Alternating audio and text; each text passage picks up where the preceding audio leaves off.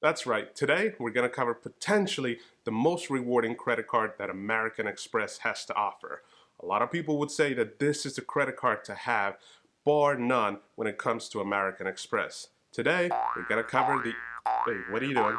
No, no, no. We're not talking about you today. No, no, no. Get out of here, coupon book. We'll talk about you another day. Not today, though. Today, we're going to be talking about the American Express Gold Card. Welcome back to Tito's Financial Corner, where we talk about credit cards, points and miles, as well as travel. Today, we're going to cover one of the two credit cards that I'm looking to get here next within the next couple of months. I believe that this is one of those credit cards that you need to have as long as you can utilize all the credits as well as the multipliers that it has to offer. So we'll cover all the details on this credit card, the good, the bad, and the ugly. And at the end of the video, I definitely want to hear from you guys to see what your thoughts are on the Amex Gold Card. Let's start with the annual fee of this credit card, which is $250 on an annual basis. Whew! That's right. This one is heavy. This one is expensive. Don't let anybody tell you that it's not. But there are some credits as well as the multipliers on this credit card. So before we get there, we do have to make sure we know the annual fee, which again, $250. Whew. Thankfully, there are two credits that almost offset the whole annual fee of this credit card. The first one is a $120 credit that you would get with Uber and Uber Eats. So whether you're getting a ride or ordering food, you would be able to get $120 on an annual basis. The other credit is a $120 dining credit that you could use at Grubhub, Shake Shack, Wine.com, and among others. So again, you do have those two credits that add up to being $240. So if we take a look at the annual fee of $250 minus the credits of $240, that would give you an effective annual fee of $10 a year. Now that is a lot better.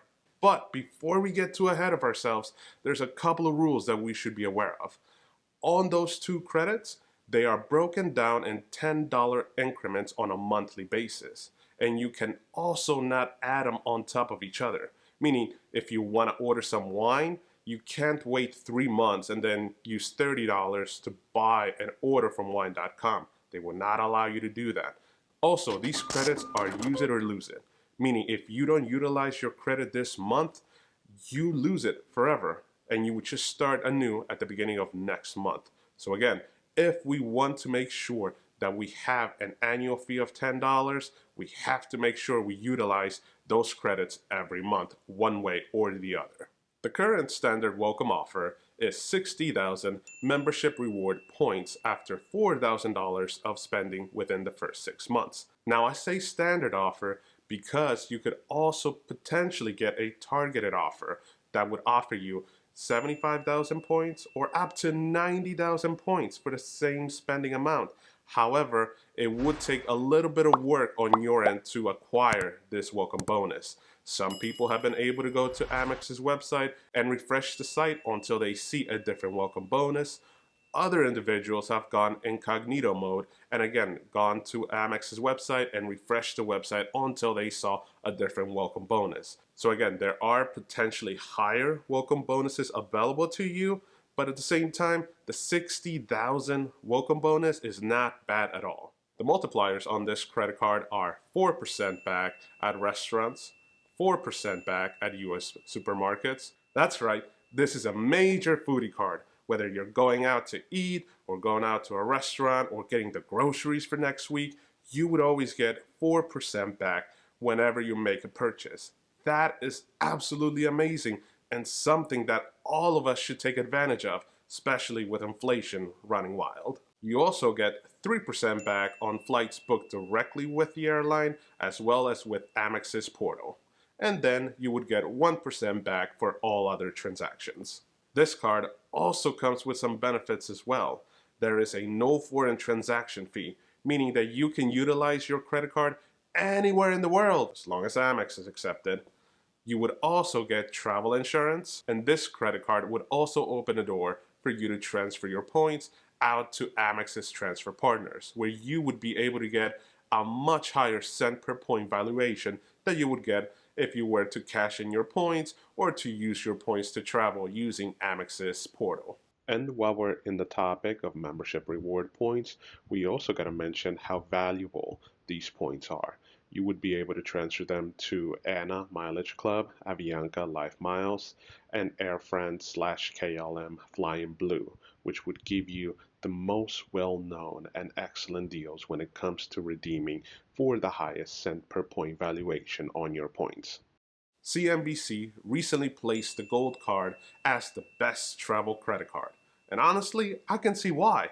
With the benefits and the multipliers that this credit card has to offer, it more than makes up for that high annual fee. So this card is a no-brainer within the first year because you would get the welcome bonus, the credits, as well as the multipliers. Now starting in year 2 and onward, that's when we really have to take a look at the credits as well as the multipliers that this credit card has to offer. If those credits and multipliers do not offset the annual fee, then this credit card is not worthwhile. At the end of the day, we need to make sure that we're getting more than what we're spending on our credit cards. If we're paying the annual fee and that is more than what the credits and the multipliers are offering back to us, then that credit card is no good. We need to move on to another credit card that has a no annual fee, whether that's with Amex or with another issuer. So like I said, I'm definitely going to be looking to get this credit card here soon enough. Although I think the other credit card that I'm looking into would also have great benefits that can offset even more of its annual fee. But that's a video for another day. Please let me know your thoughts about the Gold Card. Is it a keeper card or should we look at a different card?